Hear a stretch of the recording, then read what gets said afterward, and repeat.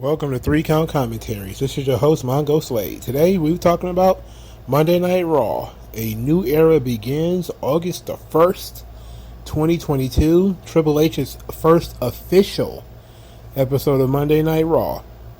So, how did he do? Let me know how y'all thought in the comments before we get to the review.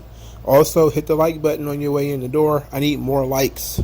Some of these videos are kind of light on likes. There's a lot of views, not a lot of likes.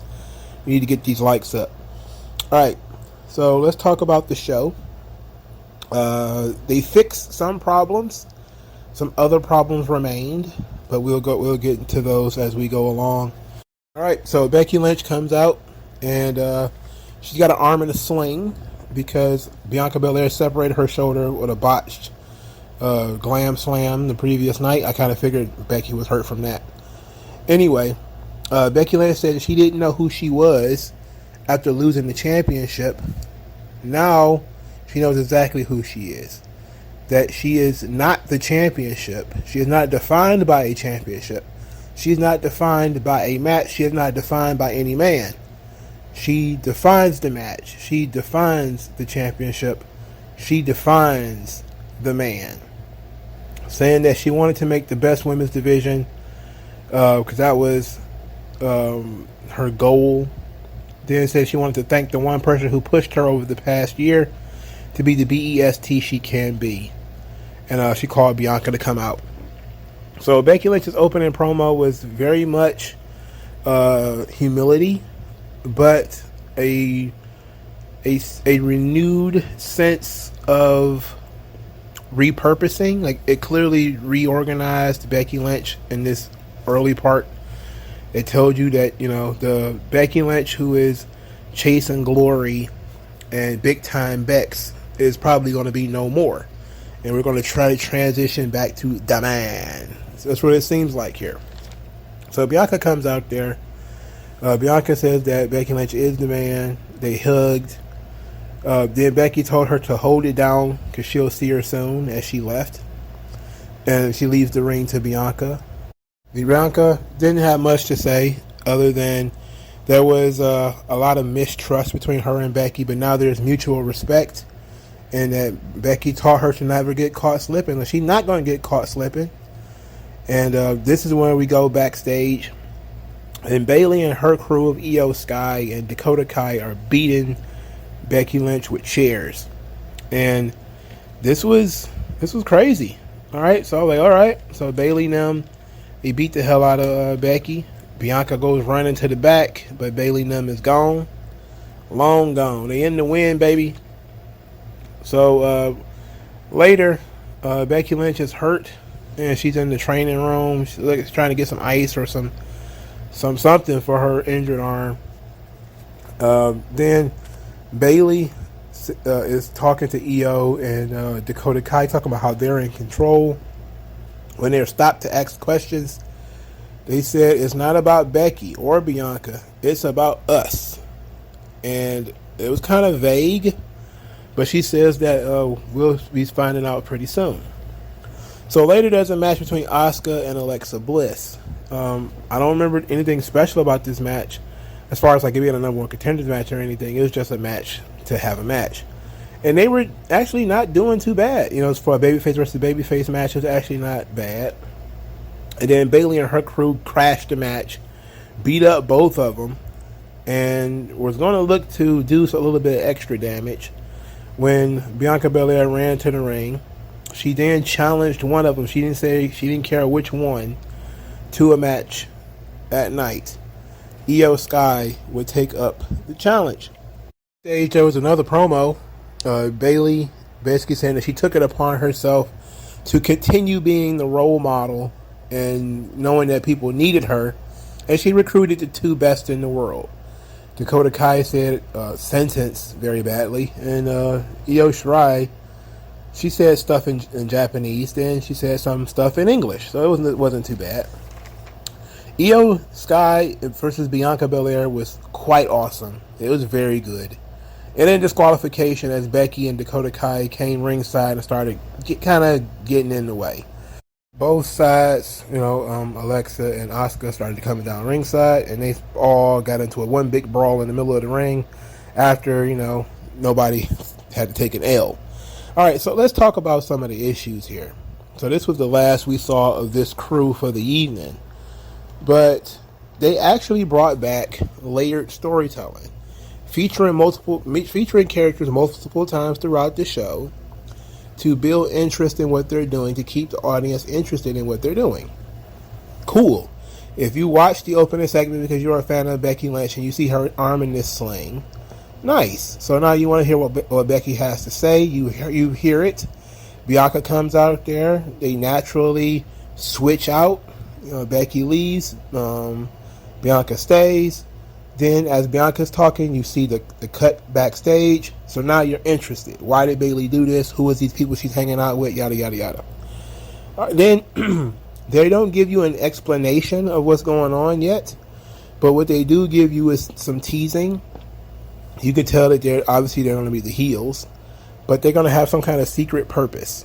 And it's got something to do with control. We're not so sure what that means. But it's like a dangling plot thread.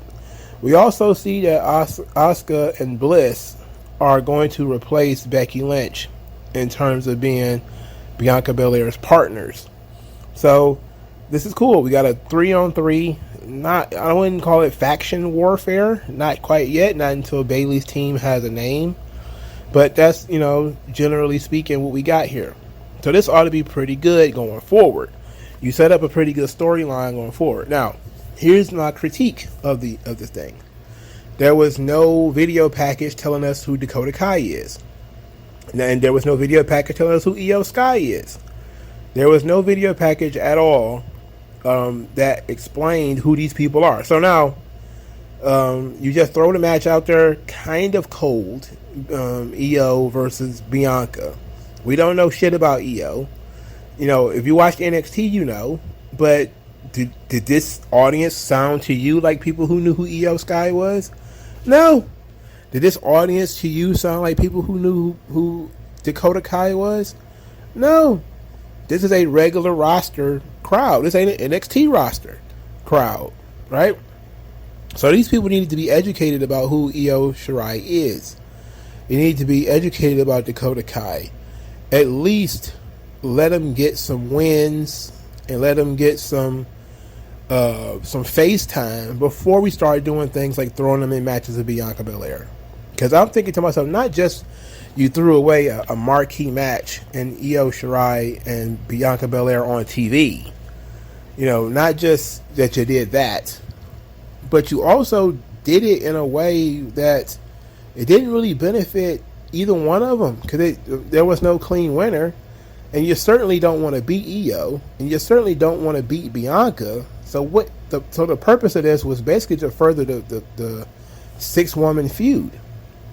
Okay, so if that's going to be the case, why have Io wrestle Bianca at all? Why not have Io wrestle somebody else and win her match?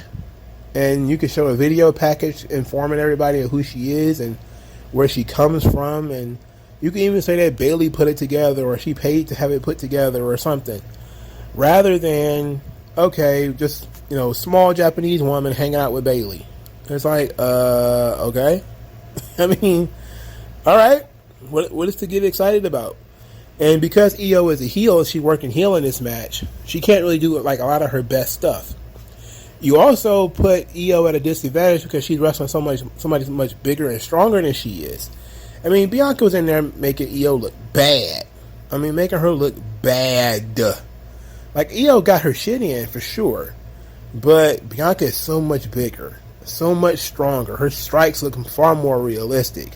It did not look like Bianca Belair was in the match with somebody of the skill level and caliber of Io Sky. I'm going to bounce back and forth with Io Sky and Io Shirai. I already know it. We know that Io is good. We know Io is great. She's one of the best. But she's in the ring with Bianca Belair, and she looked like she was getting eaten up. And, you got... Because, for starters, you got Bianca doing all the stuff that she should be doing. All the stuff Io should be doing. Bianca's doing 450s. She's doing handsprings. She's doing all the agility-based offense that you would think is impressive in the smaller person. Bianca is doing all that stuff. So now she's kind of stealing Io's thunder. Like, what is Io supposed to do that's going to be impressive if Bianca can do the same shit and she's twice her size? This is this is why you you need to protect some stuff. And yeah, we Bianca is a little Brian Cage-ish in that she feels like she needs to do every single thing she knows how to do in every match, which ain't necessary. But you had a hell of a time creating some heat for Io because of the size disadvantage. Outside of blatant cheating, which of course you're supposed to do, how is she supposed to get the advantage? I mean, the size differential is too much. So now you have to work on your philosophy, So there was no vignettes or debuts or anything to interest you into Dakota Kai or Io Shirai. So that was an L. They didn't explain what the point of this group was. That's an L. Bayley not confronting Bianca or Becky, I think that's fine. Because, I guess you could try to force people to wait for the reason and why you did this. But I'm thinking it has something to do with the women's division. In so much as Becky Lynch mentioned the women's division and how she wanted to make the women's division stronger and better and all this sort of stuff. And then she said that Bianca pushed her forward to make her a better person and a better champion and everything. And I'm guessing that's not what Bayley's position is. Is that, all right, now the division has been elevated a little bit. It's time to kind of take over the division. Mold the division in the ways of the role model. And it's actually, for the first time in a long time, probably, they're kind of on the right note with Bayley's character. A role model should have followers. But we should be hearing, Bayley preach, have a message. She needs to have a message that she's drumming along, or at least just starting it. So that we know that there's a uniting principle around these girls. There's a reason why they're all together, why they're all hanging out. And it has to be something evil or selfish or whatever in order for it to make sense and them being the heels in this situation. But overall, this was fine. It had brought back storytelling. You got multiple segments featuring the same characters. That was great. And this wasn't the only time. They also brought back, it had multiple matches. A United States qualifying sort of tournament featuring 2 triple threat matches. The winner of the 2 triple threat matches will wrestle each other. And that winner will be the number 1 contender. Okay, cool. So the first triple threat match was AJ Styles defeating Mustafa Ali and The Miz. During this match, we got Logan Paul's little insert saying that he wants more WWE. He's not sure when or where, but he wants a multi-year deal. And he become addicted to the wrestling thing. He got the wrestling bug. Very interesting. Very interesting. We also got a vignette on the legacy of the United States Championship, which was narrated by JBL.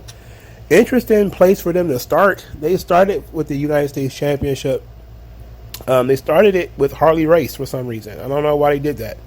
Vern Gagne was the very first United States champion in the AWA territory. The title was created because Vern Gagne couldn't get a match with Lou Thesz, who was the world heavyweight champion of the NWA.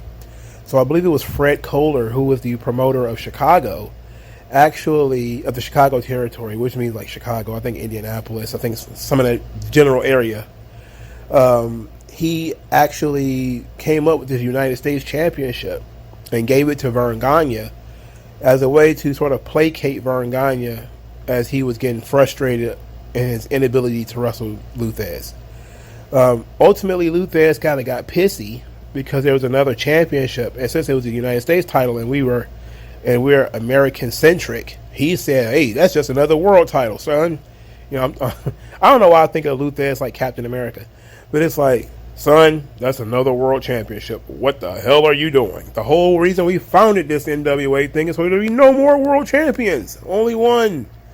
But it was recognized as a regional championship just to appease Luthez, which made it officially the first. Not there were other undercard championships, but as far as they've been a widely recognized quote unquote mid card championship, even though it wasn't, it was the main event in those territories where Luthez wasn't there.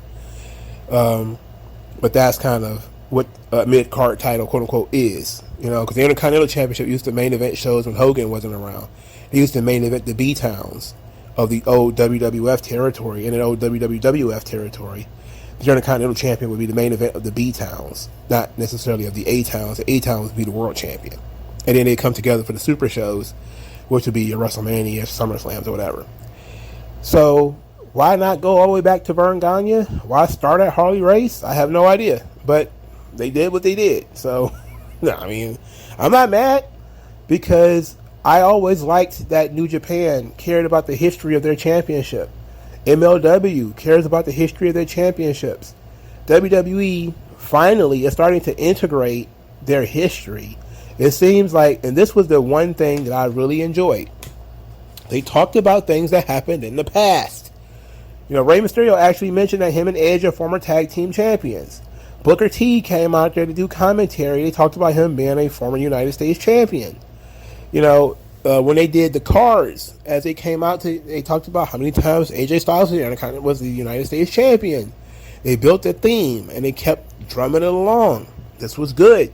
I would have liked for them to break down to sort of history of the championship, though, and maybe do multiple vignettes about, maybe the NWA era, then the WCW era, then the early WWF era, which would be late Attitude Era, Ruthless Aggression, the rebirth of the title when Eddie Guerrero won it, to, I think, wasn't it deactivated again at some point?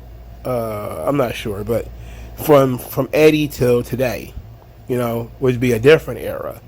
I think that would have been great. You could have talked about a lot of different people and all that kind of stuff. Of course, you don't want to go through the entire history because there are some unsavory characters in there, like, Chris Benoit. And you don't want to talk about some people who don't work there anymore, like Daniel Bryan. But it would have been great, to give a full history lesson to the kids on the United States Championship. Anyway, the triple threat match, the first match, AJ Styles wins over Mustafa Ali and The Miz. The finish was incredible. Mustafa Ali really got to show off in this match. Too bad the crowd didn't care. I mean, when he did that over-the-top rope tornado DDT onto the floor on AJ Styles, it was insane what a spot that was.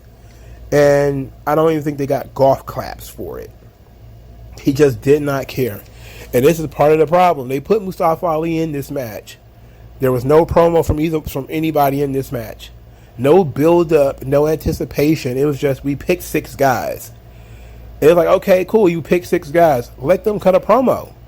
All right, so maybe we're not going to do a deep dive into the United States Championship history.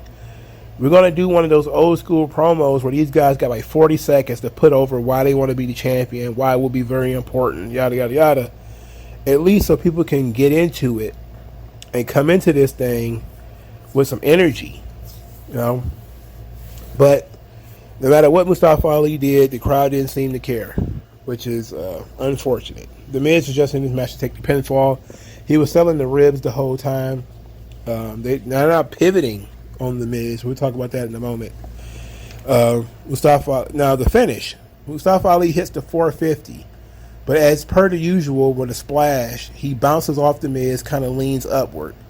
AJ Styles picks him up, grabs him by the waist. Styles clash on top of the Miz and then pins Mustafa Ali. It was a great finish. Tremendous finish. Really, really, really liked that.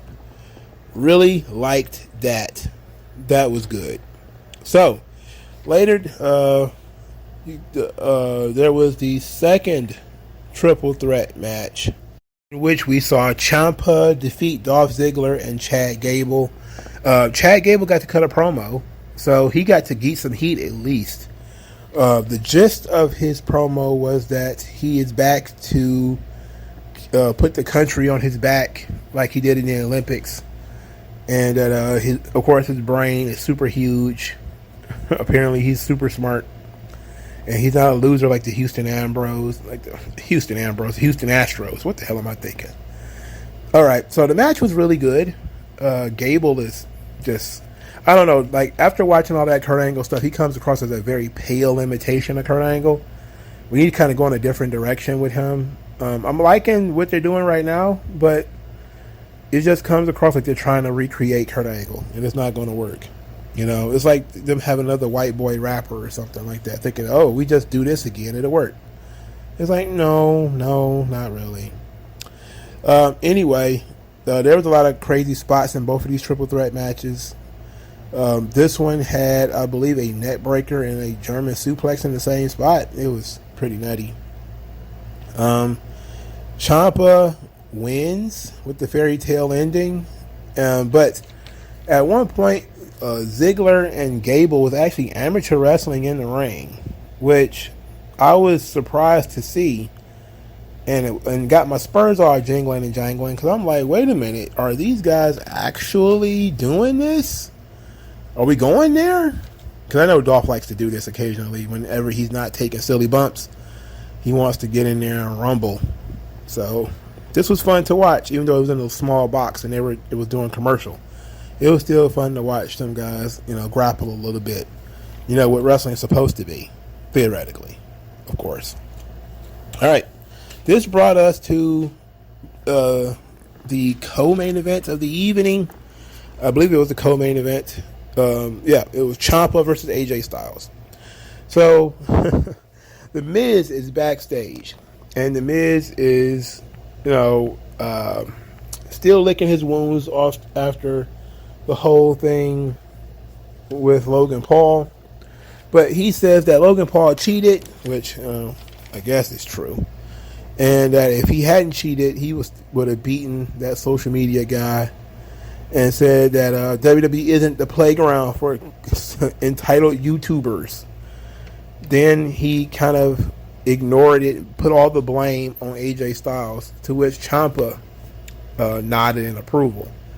So Ciampa is mad at AJ Styles because this is WWE, and AJ Styles actually sided with somebody outside the WWE. He sided with a YouTuber over another pro wrestler, and says that he's going to make him pay for that. I'm like, all right. And then The Miz drops the line of the evening by saying that under his tutelage, Ciampa will become a United States champion. And I said, under his tutelage.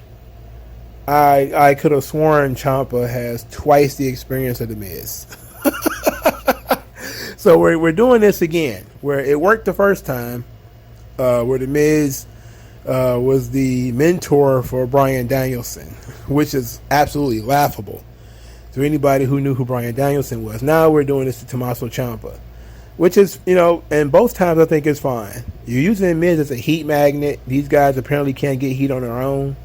So you're going to put The Miz in there, and hopefully things come out right, So that's what they did. So they had the match. It was Ciampa versus AJ Styles, number one contender for United States Championship. Miz is outside, giving AJ Styles the blues. He actually almost gives him counted out one time. He runs into the ring right at the count of 9.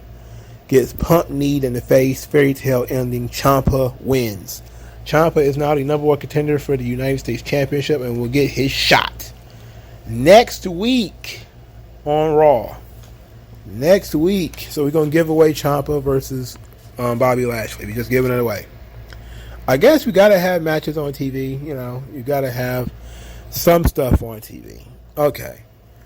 And maybe this version of Ciampa isn't really worth, main eventing. Or unless it's going to be the main event. I don't know. I don't know what the plans are. But Lashley cut a promo afterwards and said that he wants to defend the title every week if he needs to. And while Ciampa deserves this match because of his winning and his relentlessness and ruthlessness and etc., he is not going down swinging, and he's going to add some respect to the championship. I was like, okay. So we're off to a pretty good start here. We got a multi-layered story for the girls. We got a multi-layered story for the guys. Lashley is being elevated as you a guy. You have to be in a position to challenge him. Of course, we could, complain that Miz already lost and Mustafa Ali always loses. I mean, it's like, so what? They picked these specific guys for a reason, I bet. They just wanted to get to Ciampa and AJ Styles, I'm sure. AJ Styles doing the JOB for Ciampa. Not too upset about that. Mainly because I understand it. If you add the context to it, it's completely and totally understandable. So it gives Ciampa a little bit of credibility considering he has now a direction. He's going to be challenging Lashley for the U.S. title. Now, I could see that Triple H is kind of doing a solid to his cheering in NXT. Io Shirai gets to wrestle Bianca Belair. Ciampa gets to wrestle and go over on AJ Styles. I see it. He's playing a little bit of favoritism, just a little bit. It's Triple H. He's politicking a little bit. All right. But it's not like Ciampa and AJ Styles hasn't wrestled before. The Miz helped Ciampa get over, so it's all fine. Does Ciampa win the title? That's the question. Good question. I don't know. From some of the dirt sheets, I've seen people say that they're looking to maybe tweak this Ciampa presentation a little bit. Maybe he's going to go from being Miz's, purse holder to being the Miz's actual student. I don't know. I'm interested in seeing where we going from here between Ciampa and Miz. And Ciampa can cut promos. He can talk himself. But there's an extra oomph that comes with the Miz that actually works out quite well. And I think if you mix Ciampa's legitimacy with Miz's insincerity and his lack of intensity, it could actually work out quite well. Because smarmy asshole Miz with the muscle of Ciampa is great. That's good. But Miz is bigger than Ciampa, so I don't know how that manager shit gonna work. But then again, also Vince isn't there, so maybe they think nobody cares anymore. But newsflash, trips, people do care. We are watching and paying attention, sir. All right, the Usos say that tonight will be business as usual as they're going to beat up the Mysterios. Now, the Mysterios are getting a championship match. At least it makes sense because they won their match the previous night. I would have liked for them to go on a winning streak. But, I mean, what's done is done, right? All right, so I know. What's done is done. Anyway, you got the Usos there. The Mysterios cut a promo later. They talked about how much of a savage Edge can be. Ray, of course, told the story of him and Edge becoming tag team champions, and that's a bond you just can't break. But tonight it's not about him and Edge. It's about beating the Usos and becoming the tag team champions again. So the main event, Los Mysterios, Dominic and Rey versus the Usos for the United Tag Team Championship. A very fun match. Dominic gets hit with the one and done and pinned, as things should be. Get that 3-second tan, as he deserves. Alright, after the match, however, Judgment Day jumped the ring and beat up on both of the Mysterios. Now, of course, Edge came down there and made the save, but since we mentioned Edge, let's go into Edge's promo. And this was actually not bad. It wasn't great, but it wasn't bad either. Edge was thankful for the great reaction because he's been an asshole for 2 months. He says now we all can get what we want. And then he then said that he started Judgment Day to pass on his knowledge to underutilized talents like Rhea Ripley and Damian Priest. But the first time they tasted a little bit of power, they changed. And they thought that they learned everything that they needed to know from him already. And so they were wrong. And he's going to end Judgment Day. So, Judgment Day had been quiet all night for the most part. And then out of nowhere, they got jumped in Mysterios and beat the tar out of them. Then Edge comes running to the ring. He kind of bumps them off. At the end, Edge is going to spear, I believe it was Finn Balor. And Rhea Ripley shoved Dominic Mysterio into the oncoming spear. And Edge speared Dominic. Okay. Now I guess we're going to play up that this was serious, that this was done intentionally. Now I guess we're starting to build up the Mysterio, right? The Dominic Mysterio heel turn. All right, so maybe this will be the catalyst. He's going to get in Edge's face about spearing him, next week. But I didn't mind this. I thought the match was really good. Again, building the show around the Usos, probably not the smartest thing to do, considering the Usos are overexposed. They're just on TV too much. I'm not saying they should be on TV only when Roman's on TV, but we could use a break from the Usos sometimes. You can give them the day off. I'm pretty sure you're worried about the DUIs they might get if they were off, but you gotta let them go home at some point. I know they got kids. Come on, bro, let them go get some sleep.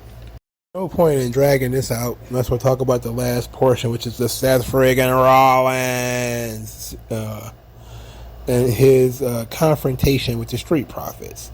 So Seth Rollins is out in the ring, and he is gloating about killing Riddle. Riddle is dead. R.I.P. Riddle. He said it's a night of celebration. No Riddle. You might actually get some tonight. Then he said that Riddle wanted so badly to be like Randy. Now he's on the shelf with a career-ending injury, just like Randy, which was funny.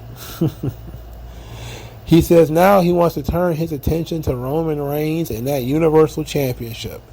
At this particular point in time, Street Profits theme music played. Montez Ford came out with Angelo Dawkins. Seth Rollins says that they lost to the Usos and they should break up because they suck and they shouldn't be together. Which I'm pretty sure you've heard that one before.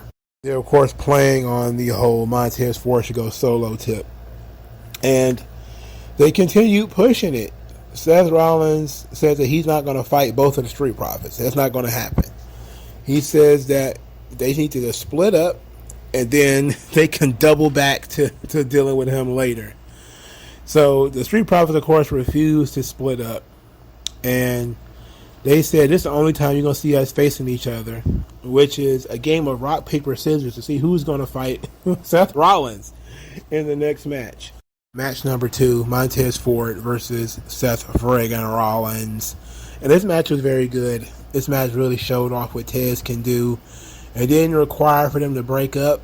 Angelo was still in his corner. Angelo was still there, even though he wasn't at ringside. But Tez looked tremendous in this match. He lost, but he looked amazing. And he's gaining some weight. He's taking it seriously. The only problem I had here is I think they did a tornado DDT in this match, and they did a tornado DDT in the previous match too. It's like, okay, we need to vary up our offense here. Seth Rollins wins with the stomp. Really, really, really good showing for Montez Ford. He really did a great job. As Seth was going to stomp him again, Angelo Dawkins came out there to stop it and ran him off. And thought that was great. All of this is fine. The show didn't feel massively different, but it flowed a little bit better, especially the first hour being commercial free. It helps it fly by. But I started to feel these 3 hours about 9:30. I think Alexa Bliss and Asuka had just ended in disqualification. And I was just kind of like, oh, starting to feel it. You sitting still for too long. You feel like a banana nut muffin. You just kind of sit there and stuff just starts growing all over you. I don't know. But ultimately, I thought it was a good episode of Raw. They did a good job of focusing on a bunch of stories at one time. I guess that's what they're going to do in terms of the booking. Is they're going to focus on stories that build up to matches and have the match pretty soon. I mean, that's fine. It's a workable, satisfactory ending to that situation. But for Christ's sake, you know, we need to speed things up a little bit. And I felt like the show was a little slow, because I started again. I felt those 3 hours. I was worn out. Maybe it's because I had to work earlier. Maybe not. But if an episode was pretty good, I probably wouldn't feel so tired, But I just feel worn out. Like I've really been through something with this show. And I know Triple H wanted to make a great first impression. I think he did at SummerSlam. But now people are expecting that kind of shit every week. And you can't do that. You can't do it multiple times a week. It just doesn't make any sense. But he created an actually entertaining episode of Raw. We need some more character development for these people involved, but they've got time. It's WWE. They're not on the clock. It'll be here tomorrow and the week after and the 2 months after or whatever. But that's the important thing, is that I felt like, okay, we are going in a direction. We are going to start telling stories. We're going to focus on a limited number of characters per week. This week, they got a lot of Mysterios. We got a lot of Becky and Bianca and Asuka and, Dakota and all them. We got ample opportunity to come up with something to make this show interesting for 3 hours. So once again, Triple H kind of used an escape hatch. It's like he had lifelines. Like the previous week, lifelines, he could blame it all on Vince. He didn't have a lot of time to do it. But, they got through. SummerSlam, he made a huge splash, but he's kind of pulled back, I think it was Triple H that probably was in favor of that NXT tweet. It is a marathon, not a sprint. And Triple H knows that. You can't do something every week. Now, in this show, he didn't really do much, but he explained some things and he set up, being the top heel or whatever. So this is going to work out fine. I'm going to have some faith that it's going to turn out okay. In other news, I just kind of forgot to go into it. Sasha Banks and Naomi are supposed to be coming back, which I believe they were coming back anyway. They're probably just going to come back sooner so Triple H can get that feather in his cap. And he can be the one to get the dub for bringing them back. But, Vince was probably going to bring them back anyway. There's a whole bunch of people that are now kind of hinting. Karrion Kross is hinting at coming back. He posted the TikTok, the sands in the hourglass. I thought that was very interesting. He's been playing into it, of returning. There's a lot of good energy around this Triple H stuff now. Particularly, I liked Raw. I felt every 3 hours, though. That was the problem. Because I hit a wall. I don't know what, maybe it's because I had to work earlier, but I hit a wall and I was like, oh, this show feels like it's going on for a long time. But Raw definitely felt different. There was a lot less forced, cheap comedy. There was no 24/7. Almost none of the cast of characters that Vince liked, like Doudrop and Omos and Ezekiel and all of them, none of them was there. Who knows? They might be repackaging some of those people. Maybe they just decided to give them a week off to set a new standard. But the show was mostly serious. There wasn't a lot of, BS comedy shoved into it. So it's going in a different direction. I'm interested in the Bayley, still interested in the Bayley group. Still interested in what they're doing with The Miz and Ciampa. I am leery of the whole NXT push, especially considering they're not taking the time to really educate the audience on these people instead of just bringing them on in. That's a very Tony Khan thing to do, to just bring people in and say, here they are. And everybody's kind of like, okay. And then they get crickets or interested glares as, people are looking at them. And you could talk about how they're the best in the world and all that kind of stuff, but you still have to show people, man. At least show them that they used to work there before, and that would be interesting. Again, why not just have Bayley pitch to a video of Io Sky and Dakota Kai? Why not do that? That would have been a lot easier. But I'm glad they pulled back on the old bringing people in or re-debuting anybody. They decided to take the slow route. and, build some stories and build some angles and involve more people. But I generally liked the new direction of Raw, which is, telling stories, which is what you're supposed to do on these damn shows. Taking one show and working 2 or 3 storylines into it, running storylines too, was pretty good. The Judgment Day and the Mysterios is not over. I'm guessing this will ultimately end with Dominic joining the Judgment Day, probably because he's tired of getting his ass beat. He was getting choked by Rhea Ripley's legs. There's so many people jealous of that. And he was like, "Ooh, crush me, mommy."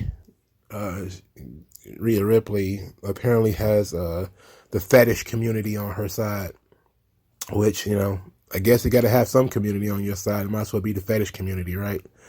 But it's interesting. I definitely think that we're leaning more towards a Dominic heel turn. I think it's coming now because the Mysterios have now kind of flamed out. They won all the matches against the Judgment Day. They looked good. But they need a woman on the Mysterio side. There aren't any female luchadors in NXT, not that I know of anyway. I think, WWE did fire Katrina, I think. She was the only one, or Katarina, whatever her name was. She was the only female luchador. Maybe they bring in Zelina Vega to play that role so that Rhea Ripley can have somebody to fight in this whole feud. I think Beth Phoenix is supposed to be coming in so that it could probably be Finn Balor and Rhea Ripley versus Beth Phoenix and Edge at Clash at the Castle. I saw something over the weekend. I completely forgot it until I started talking about it. That Beth Phoenix was supposed to be on Raw this week, but I'm guessing they're gonna hold off on it. They probably did. They did a lot to it this week, so it wasn't like they could have snuck her in. They could build up to it, So they could do that. Beth Phoenix and Rhea Ripley, either a singles match or a mixed tag match. That could be fine. I would prefer it to be Edge and Finn Balor.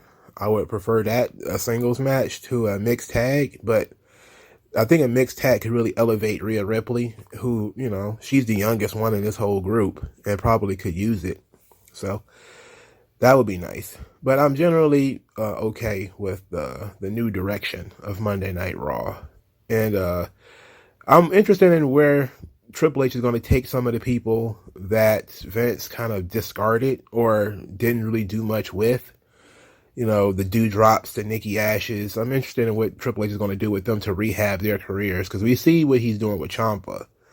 And he's just kind of putting the Miz behind him. Instead of the Miz being in front of him, he's just moving, which is a more Vince thing to do. Put the promo guy in the front.